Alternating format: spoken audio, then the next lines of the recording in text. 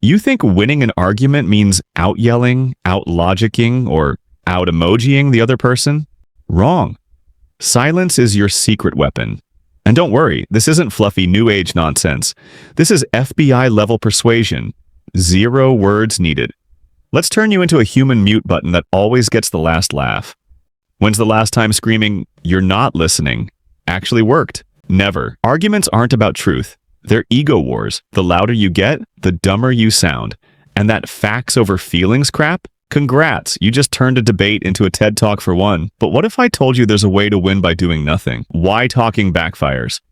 First, ego explosion.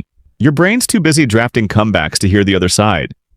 Second, defensiveness. They're not listening, they're reloading ammo. Third, the prove it trap. The harder you push, the deeper they dig. Ever change someone's mind by yelling? Exactly. You're feeding drama, not fixing it. The fix? Stop talking. Start dominating.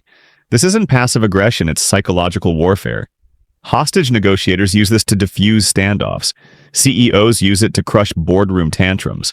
You'll use it to win fights over whose turn it is to take out the trash. Here's your playbook. First, freeze. When they rant, lock eyes and say nothing. Let silence stretch like bad Wi-Fi. Second, mirror. Repeat their last phrase calmly. So you're saying I'm lazy? Third, wait.